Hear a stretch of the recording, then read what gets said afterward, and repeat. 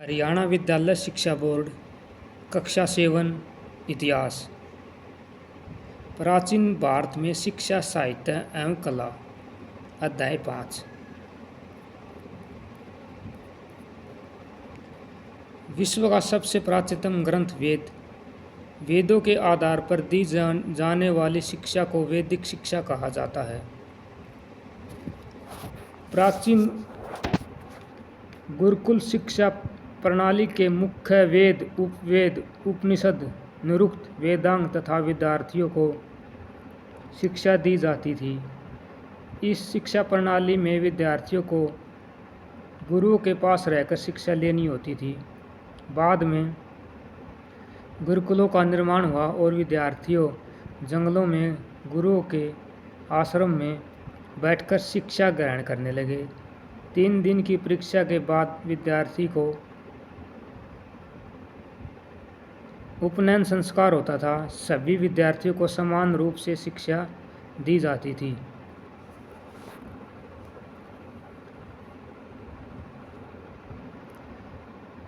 प्राचीन शिक्षा प्रारूप। शिक्षा में कठोर अनुशासन होता था। पाठों को उच्चारण पर बल दिया जाता था। वैदिक मंत्रों का जाप शुद्ध उच्चारण से किया जाता था। स्वाध्याय व प्रवचन वैदिक शिक्षा के मूल अंग थे। शिक्षा विद्यार्थी को आंतरिक व बाहरी रूप से मजबूत बनाती थी।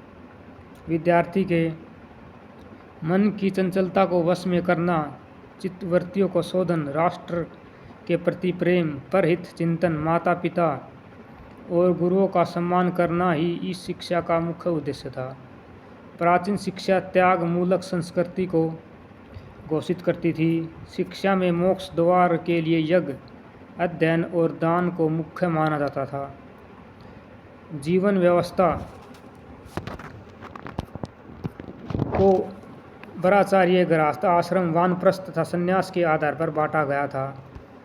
वैदिक शिक्षा में लोक और परलोक जीवन की समस्याएं, आत्मा परमात्मा का ज्ञान, देशांतन, चरित्र निर्माण, दूसरों की भावनाओं का आदर आदि गुण विषयों में मार्ग को जाना जाता था। विद्यार्थियों के व्यक्तित्व को सर्वगुण विकास, व्यापक दृष्टिकोण एवं सकारात्मक पहलुओं पर भी जोर दिया जाता था।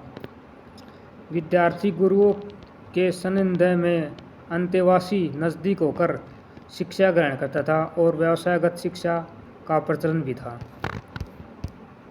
ग्रंथ पुस्तक मुख्यतः धार्मिक एवं ऐतिहासिक। गुरुकुल ऐसा विद्यालय या आश्रम जहाँ शिष्य गुरु के परिवार के साथ रहकर शिक्षा ग्रहण करता है। देशांतन, देश भ्रमण। उपनयन संस्कार, शिक्षा प्राप्त करने से पहले होने वाला संस्कार।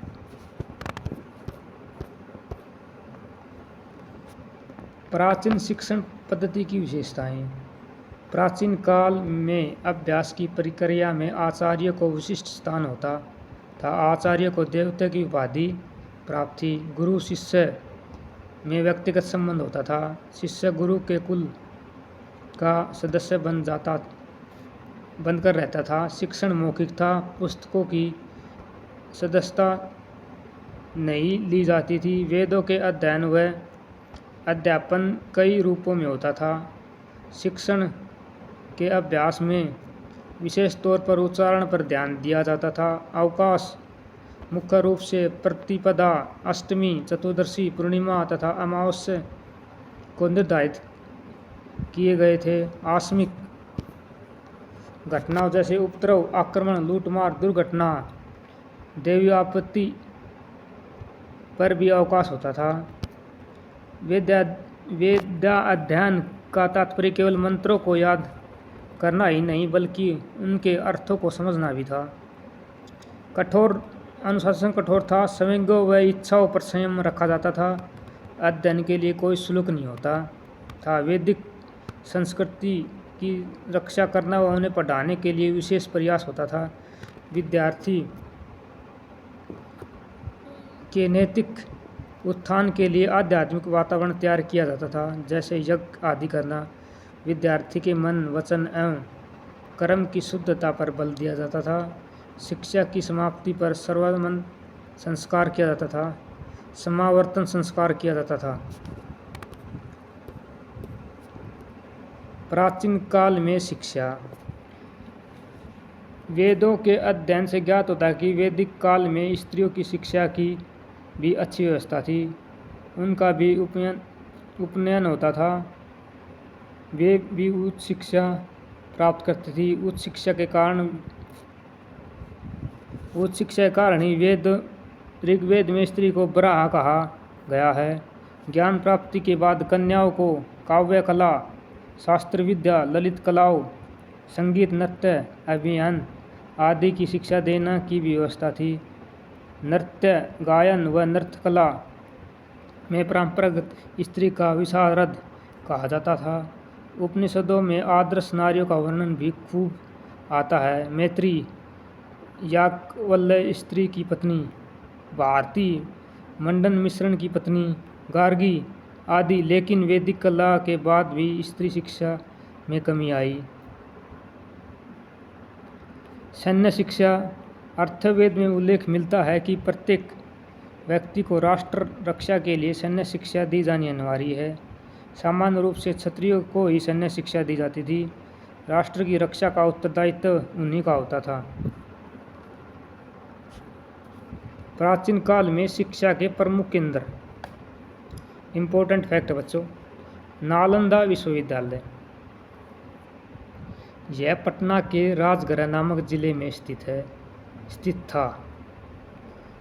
इस विश्वविद्यालय की स्थापना कुमारगुप्त ने की थी। येंगसांग ने भी 2 वर्षों तक यहाँ शिक्षा ग्रहण की थी। यहाँ 10,000 विद्यार्थी तथा 1510 शिक्षक कार्यरत थे। यह आवासीय विश्वविद्यालय था। इसमें केवल भारत से ही नहीं बल्कि चीन, भूटान, नेपाल, जापान, श्रीलंका, तिब्बत आदि से विद्यार्थी शिक्षा ग्रहण करने आते थे। नालंदा विश्वविद्यालय में भाषा, व्याकरण, राजनीतिक शास्त्र, धर्मशास्त्र, विज्ञान, गणित, दर्शन आदि विषय पढ़ाए जाते थे। अतः शिक्षण केंद्रों के प्रति राजा हर्षवर्धन हमेशा सचेत रहते थे। नालंदा विश्वविद्यालय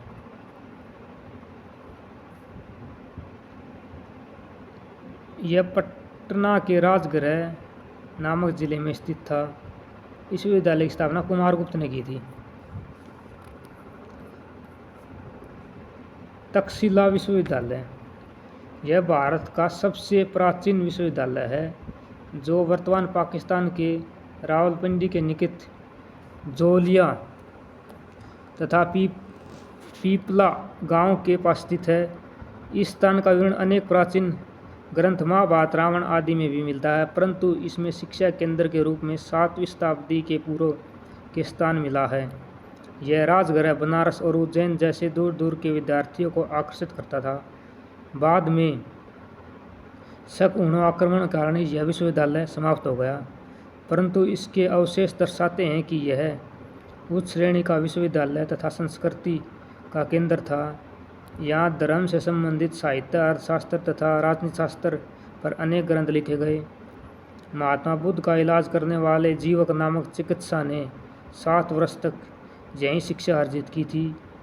यह वेद, वेदांत, व्याकरण, आयुर्वेद, ज्योतिषी शास्त्र, चिकित्सा, शिक्षा और कृषि की शिक्षा दी जाती थी। यह अध्ययन करने वाले व्यक्तियों में मुख्यतः पाणिनि, चाणक्य, जीवक आदि शामिल हैं। इनमें प्रवेश के लिए प्रवेश परीक्षा होती थी। वल्लभी विश्वविद्यालय यह विश्वविद्यालय नालंदा विश्वविद्यालय की तरह ही था, जो गुजरात के काठियावाड़ में स्थित था। यह वर्तमान भावनगर जिले में स्थित था। गुजरात में मैत्रक वंश का राज्य 5वीं से 8वीं सदी तक रहा। इसी वंश के सेनापति भट्टारक ने 470 ईस्वी में इस विश्वविद्यालय की स्थापना की। चीनी यात्री येनसांग तथा इत्सिंग से भी इस शिक्षा केंद्र का विस्तार से वर्णन किया है। इत्सिंग यहाँ 3 वर्ष तक रहा था। येनसांग के अनुसार यह विश्वविद्यालय नालंदा के समान ही प्रसिद्ध था। वल्लभी भी दूर दूर से विद्वानों को आकर्षित कर था और यहाँ पढ़े हुए व्यक्ति सारे देश में सम्मान से देखे जाते थे। इस विश्वविद्यालय में अनेक विषयों का अध्ययन होता था, विशेषतः कानून, अर्थशास्त्र, गणित और साहित्य। इसमें अनेक विहारों का निर्माण भी करवाया था। इस विश्वविद्यालय के पास ही मैत्रेय की राजधानी और बंदरगाह भी थी। यह 775 ईस्वी तक चलता रहा। इसी समय अरबों के आक्रमण आरंभ हो गए और इसका पतन आरंभ हो गया। विक्रमशिला विश्वविद्यालय, यह वर्तमान बिहार के भागलपुर जिले में स्थित था।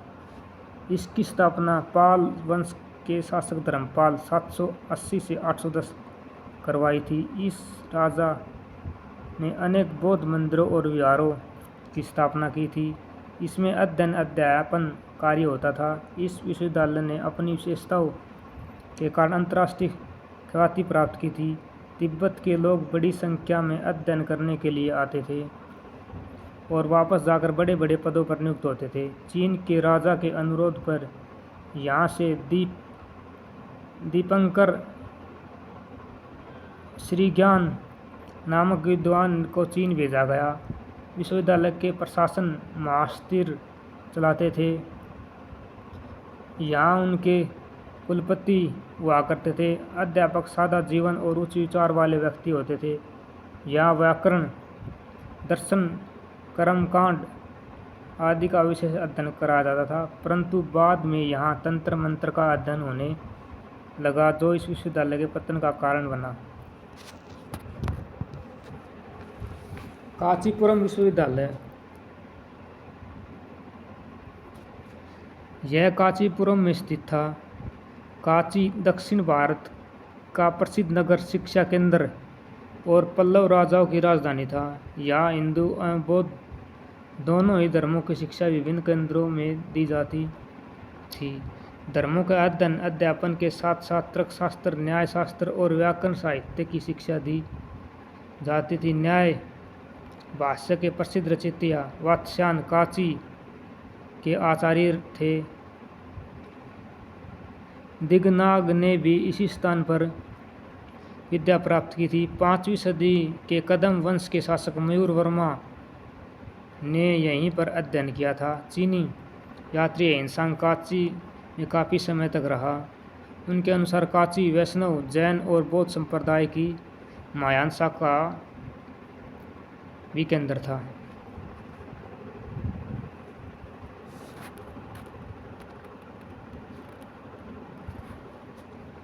प्राचीन भारत में साहित्य।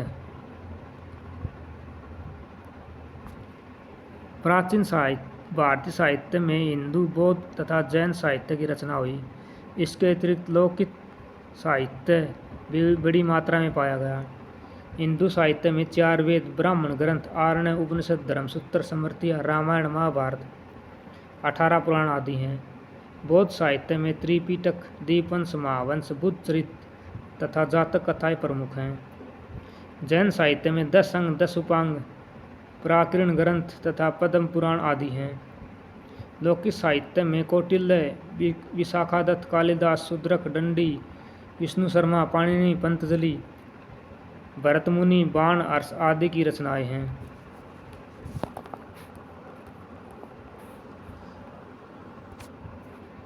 प्राचीन भारत में कला। कला का अर्थ मनुष्य की रचना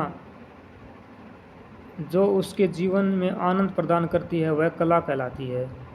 भारतीय कला दर्शन ऋग्वेद में भी कला शब्द का वर्णन मिलता है। 5वीं शताब्दी में भरतमुनि ने अपने ग्रंथ नाटक शास्त्र में इसका वर्णन किया है। कला का वास्तविक अर्थ है प्रेरित करना, सुंदर, मधुर, कोमल और सुख देने वाला शिल्प कौशल कला कहलाता है।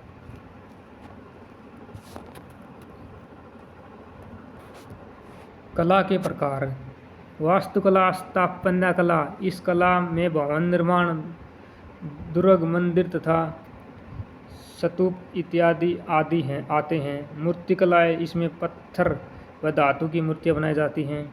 चित्रकला, इसमें भवन की दीवारों, छतों, भोजपत्रों व कागज़ पर अंकित चित्र आते हैं।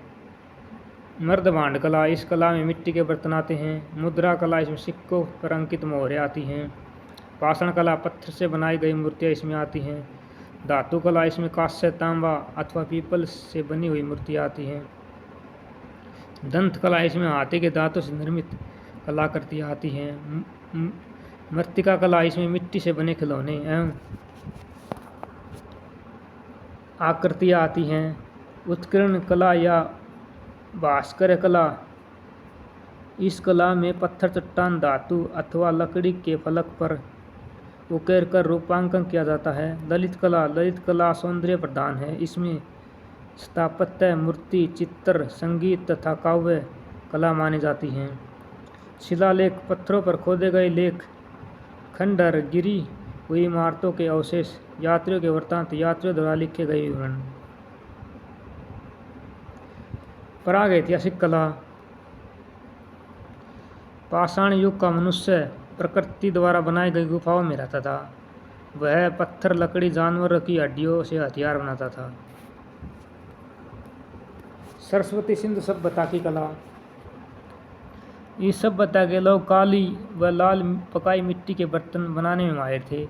इसके अलावा मातृ देवी की मूर्ति, वनस्पति, पशु पक्षियों के चित्र, मछली व बारहसिंगा चित्र आदि बनाते थे। इस सभ्यता में बड़े बड़े स्नानागार, अनाज भंडार, मिट्टी के बर्तन, खिलौने व मोहरें प्राप्त हुई हैं।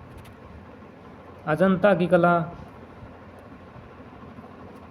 बौद्ध कला की महान थाती धरोहर अजंता को माना जाता है, जो महात्मा बुद्ध के जीवन की घटनाओं व जातक कथाओं पर आधारित है। अजंता के 30 गुफा मंदिर पहाड़ियों काटकर बनाए गए हैं। ये गुफाएं मूर्तिकला, वास्तुकला और चित्रकला का उत्तम संगम हैं। बाघ की गुफाएं, भारतीय चित्र परंपरा को अजंता के बाद बाघ की कला में देखा जाता है। बाघ की गुफाएं गुप्त काल में श्रेष्ठतम उदाहरणों में से हैं। इसकी चित्र शैली का आकार अजंता शैली। बाघ गुफाओं की कुल संख्या 9 है, जो सभी विहार गुफाएं हैं। गुप्तकालीन कला, गुप्त काल धार्मिक सहिष्णुता का काल था। वासुदेव संप्रदाय से कृष्ण और बलराम की पूजा हुई। हिंदू देवी देवताओं की सुरुचिपूर्ण अंकन गुप्त काल के ही हैं। कृष्ण को विष्णु का अवतार मानने से विष्णु की प्रतिमाओं का भी अंकन हुआ। इसी काल में बड़े बड़े मंदिर बनने शुरू हुए। जैन गुफाएं, ये गुफाएं एलोरा गुफा श्रृंखला के अंतिम छोर पर एक साथ बनी हैं। इन गुफाओं पर दीवारों पर पार्श्वनाथ और महावीर तीर्थंकरों की मूर्तियां बनी हैं। इसके अतिरिक्त बाहुबली, गोमतेश्वर का अंकन विशेष लोकप्रिय है। नटराज की मूर्ति, चिंगलेपुट जिले के कुर्रम से प्राप्त नटराज की प्रतिमा दक्षिण भारतीय चोल वंश के आरंभिक काल की है। यह प्रतिमा राजकीय संग्रहालय मद्रास में सुरक्षित है। तांबे से निर्मित नटराज की मूर्ति बोस्टन संग्रहालय में सुरक्षित है। एलोरा की गुफाएं, एलोरा गुफाएं महाराष्ट्र के औरंगाबाद जिले में हैं। राष्ट्रकूट शासक कृष्ण प्रथम के काल में एलोरा के विश्व प्रसिद्ध कैलाश मंदिर का निर्माण हुआ। यह मंदिर पहाड़ों को काटकर बनाया गया। इस मंदिर के किनारे विशाल हाथियों की पंक्ति बनी हुई हैं। स्थापत्य कला या वास्तुकला, यह कला तर्क, बुद्धि, विज्ञान और तकनीक के मिश्रण की वास्तुकला कहलाती है। इस प्राचीनतम कला के भवनों की दशा व दिशाओं का बोध होता है। इस कला में बुद्धि का प्राकृतिक व रुचि के साथ तालमेल बिठाकर भवनों आदि का निर्माण किया जाता था। आधुनिक युग में यह कला अपने उत्कर्ष चरम पर है। कला के प्रकार, वास्तुकला या स्थापत्य कला, मूर्तिकला, चित्रकला, मर्तभांड कला, मुद्रा कला, पत्थर कला, धातु कला, दंत कला, मूर्तिकला, उत्कीर्ण कला, ललित कला। कला अध्ययन के स्रोत, शिलालेख, ऐतिहासिक ग्रंथ, प्राचीनतम खंडहर, मोहरे व मुद्राएं, यात्रियों के वृत्तांत, राजाओं की आत्मकथाएं, विभिन्न काल कला खंड में कलाएं, प्रागैतिहासिक कला, संस्कृति, सरस्वती सिंधु सभ्यता की कला, अजंता की कला, गुप्तकालीन कला, जैन गुफाएं, नटराज की मूर्ति, एलोरा की गुफाएं, स्थापत्य कला। हमारा अध्याय यही समाप्त होता है।